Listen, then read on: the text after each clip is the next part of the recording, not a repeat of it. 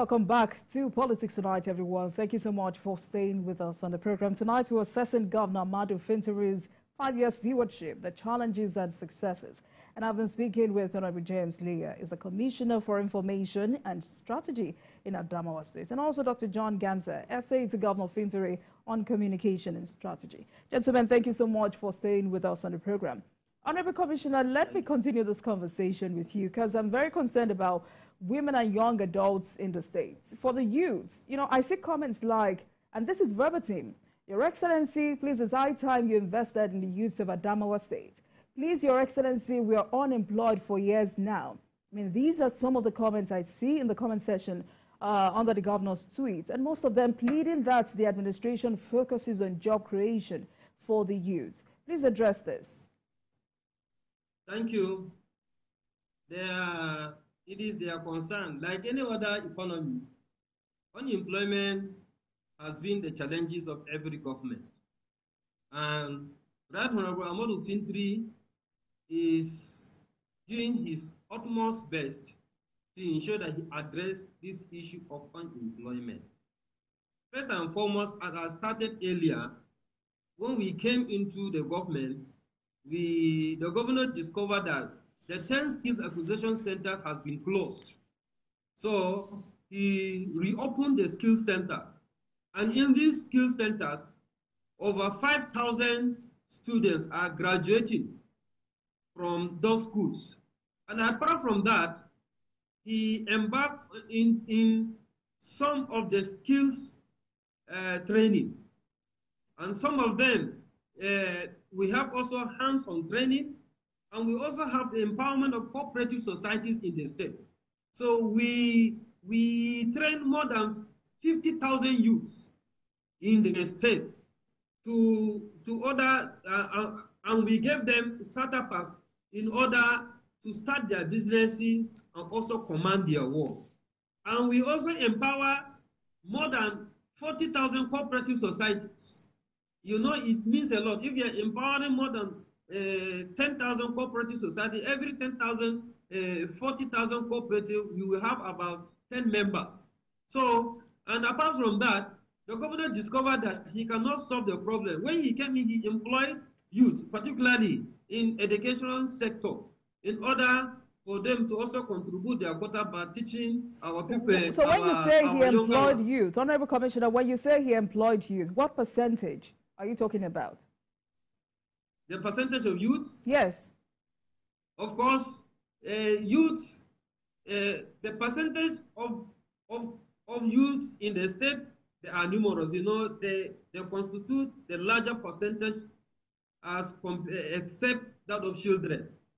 But it is a very good percentage. Apart from employment, not government can employ all the youths in the system. Now, he is embarking on the empowerment of youth and women. First and foremost, he in the last regime, in the last 4 years, he took the data of those youths that are on the streets. We train them, and some of them, they also have businesses. So we give them monthly 50,000 naira every month. Some we give them, we give them 30,000 naira. Some we give them 20,000 naira and 10,000 naira throughout that 4 years. So in order to help them augment their challenges, particularly where that time we are suffering from COVID-19 epidemics, and so that it will mitigate the challenges they are facing. So, Honorable Commissioner, to be clear, that intervention was for the youth. So what about women and people living with disabilities? People living with disabilities, we had program with them in 2022. People with disabilities, we train them for the period of 2 weeks. We empower them with starter packs. We have 4 categories of people living with disabilities. We have the four categories. Everybody have his own peculiarities in terms of businesses they are doing. So we train them according to their peculiarities. We give them starter packs, and we give them stipends for them to go and establish their businesses. For the women, all the empowerment we are doing, women are part of it. But I will tell you that in the month of August, our governor specifically did the empowerment solely for the women. We empowered 10,000 women in the state, and we gave them 50,000 naira for them to expand their business operation. And those people that are not even into the business, we are now to engage them into small business so that they will also start their living. And he didn't stop from that. These 65,000 people that he wants to empower in the month of December, 40% of them, they are women. So if you are taking 40% of 65,000 naira, the minimum, because he instructed that it should be 40% and upward. So the women that will be enrolled into the system, they will not be less than the 40%. So all this program put together, and apart from that, he is the first governor that made the vice chairman of the various local government to be women. All of them are women in the state. Our deputy governor, she's a woman. The chief justice is a woman. You discover that there's a good number of women into the system. All this thing is geared toward helping the women to also have a voice in the society. All this program put together, our governor is doing it. And apart from that, he didn't stop there. He is now building a very befitting and modern stadium that will take care of the youth challenges. All right. Some of them, yes, and some of them will go to abroad. Some of them will engage into the sporting activities that will put food on their table. So I want to believe that all these programs is helping the youth. It's just that their number is too much, and we are doing our best to ensure that we reduce the unemployment of youth to the barest minimum, whereby everybody will smile in the state. All right. Dr. Gamza, let me come to you. Let's talk about the issue of extortion, receiving of stolen property, thuggery, criminal conspiracy, and causing grievous hurt. You know, it's refreshing to see that some of them faced the wrath of the law and were jailed. But is there no end in sight to this menace called Sheila Boys? Well, I think it's been an interesting pack of discussion all over the nation to talk about Sheila Boys as if it's something that came in to live forever. But interestingly, let me tell you, in the past 1 month, 2 months, 2 months, 1 month now, you can hardly hear of such cases on the streets of Yola because of the deliberate activity that is taken, at least to mitigate that. Most sincerely, I'll tell you that this package to stop this particular thing, you know, with the absolute cooperation of the security services, have been on a good note of human concern. To say that, yes, the security services did their best to calm the cities, you know, the streets, and take them off. And also what the government is doing backdoor is most interesting, and what we are not talking about. That is the question of taking stock of where these youth are coming from, their own parents, you know, their background, good enough for them to set a scheme to rehabilitate them along the line. When you go out now and you come to the prisons, except if somebody just wants to sound political, you'll not find most of them there. They've been adequately taken off those places and placed where it is necessary. It is not as alarming as so contained or so spoken, you know, that there are many in number, and so there are issues of human rights violations or some kind of things like that. You know, all these things are taken care of. But as a matter of strategy, you know, government would like to disclose what they do backdoor, you know, particularly where it affects, you know, issues of rehabilitation and whatnot, because not something you celebrate. But by the time you come up and you measure exactly what is happening, I can tell you that with the collaboration that the government is making with a lot of NGOs, you know, in Adamawa State, some of these boys are receiving, you know, skills training good enough for them at least to be placed where they should be. All right. Now, when you hear what my commissioner spoke about, you know, about opportunities being opened up, skills acquisition centers being there, it is part of the ambitious plan of the government, you know, to ensure that some of these boys are taken to where they will be corrected and be given that which is good.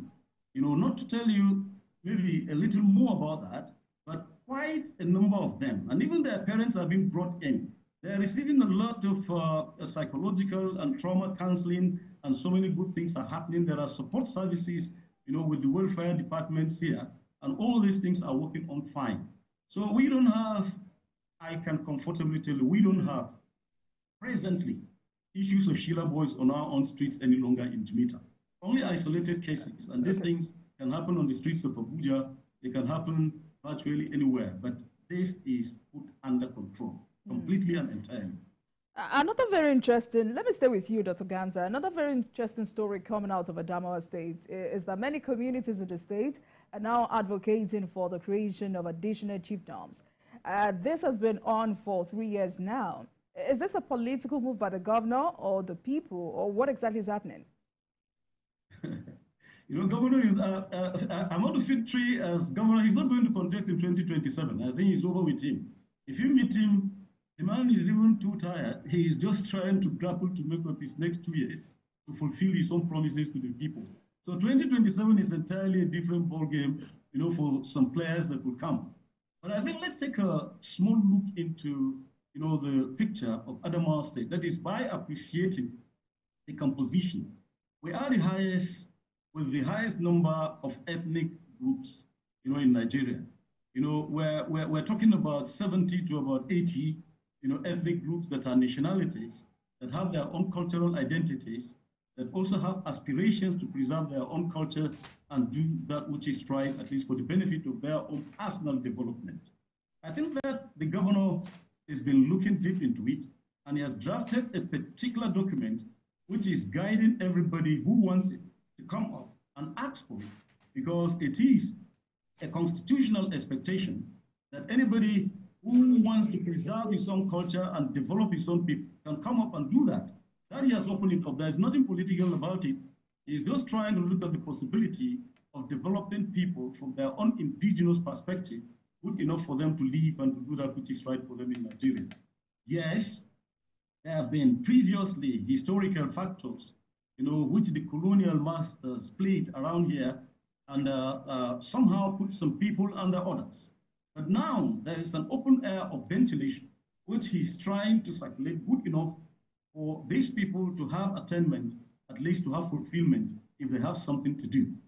That he has opened but can you confirm, Dr. Gamza, can you confirm that the 7th Adamawa State House of Assembly had passed a bill for the creation of a total number of 22 new districts out of the 97 communities who submitted memoranda? I think the process is ongoing. It's not something that you can say it stops along the line. It is ongoing, and that's a process that is open, and he wants to sanitize it, and that is the reason why he's trying to make good rules and regulations that will guide them effectively. And if you come to Adamawa State, I think the excitement is all over. The ethnic groups and the people are putting themselves together and looking at their own pluses and minuses and asking for it. I think he wants to sanitize the system, and that he has done.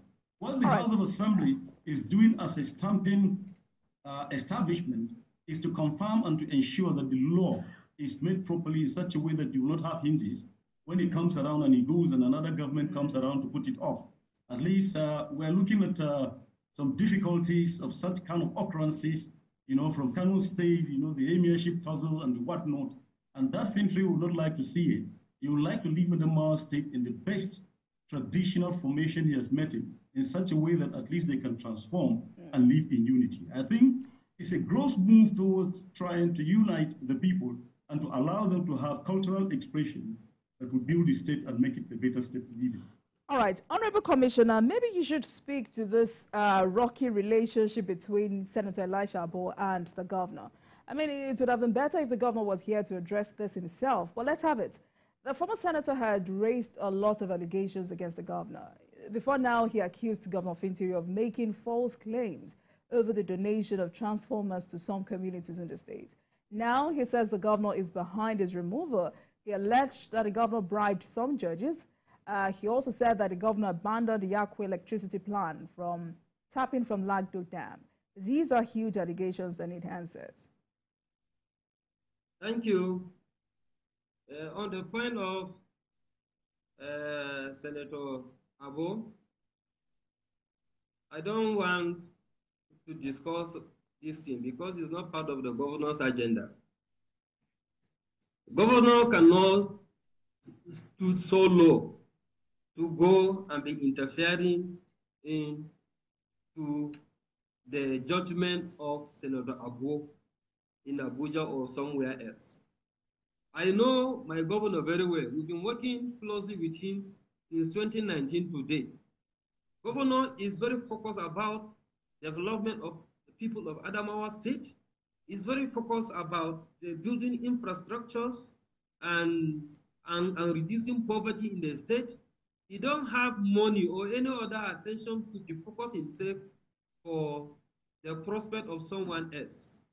So Senator Abu is just making a noise.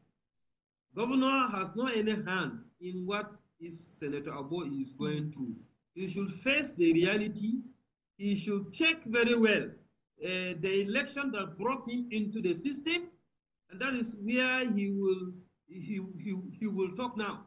But coming to say the governor did not do anything about it, and to talk about the other part that he is talking about, Governor Amadou Fintiri is very focused on the development of the people of Adamawa.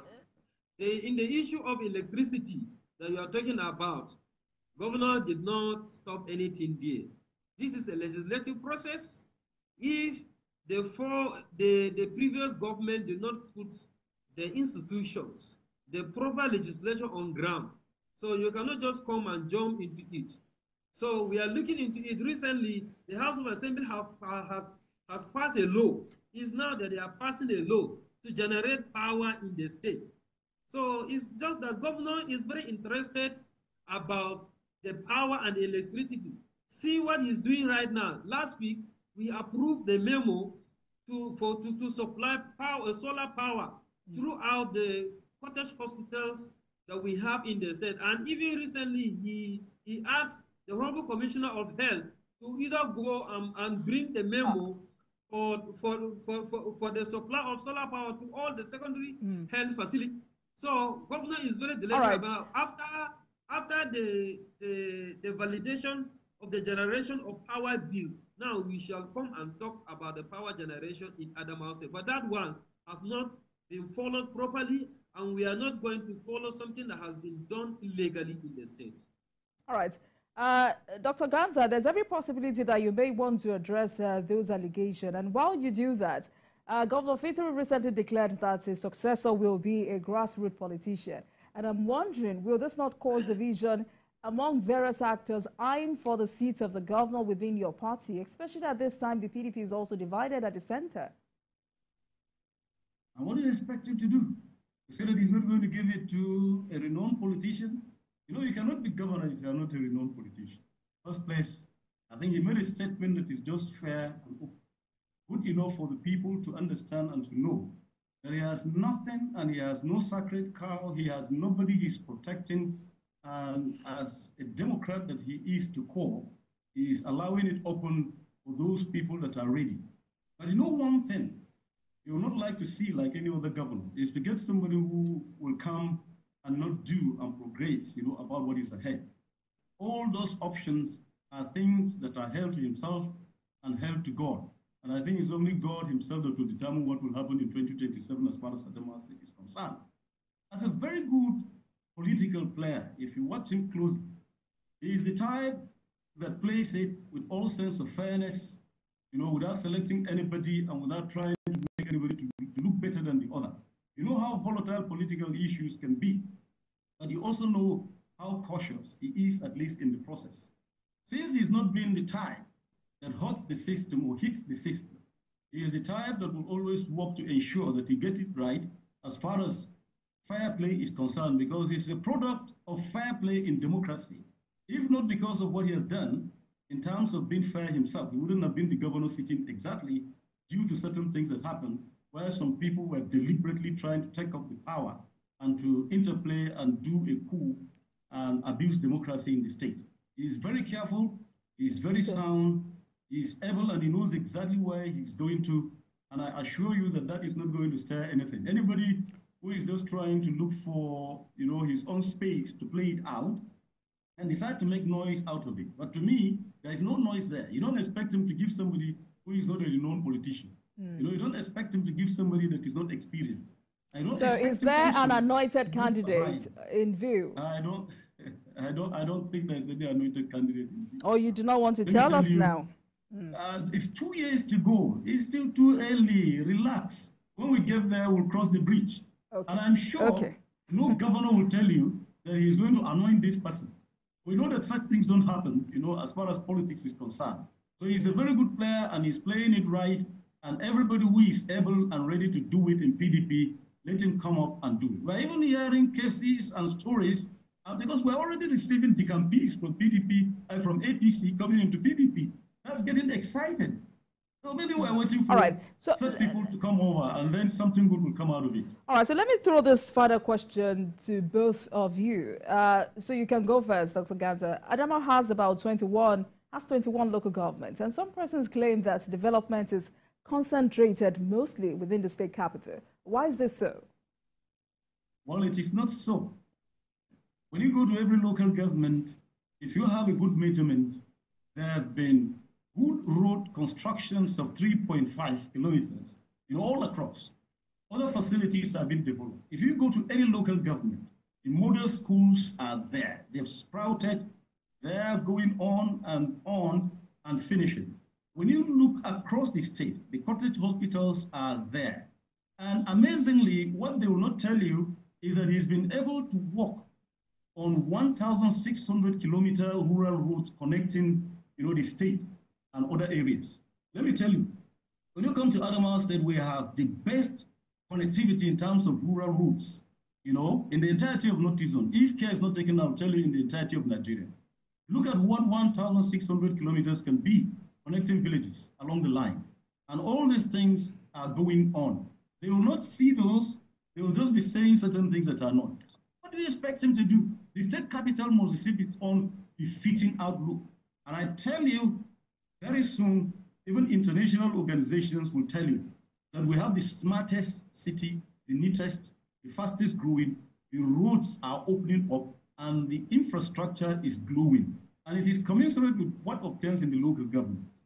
So that in itself, is something I can comfortably tell you that on good record, some people are just trying to say these or that, which is not. When you come to our local governments, you'll be excited to see what's there. All right, Honorable Commissioner, so what more should the people of Adamawa State expect from Governor Fintiri?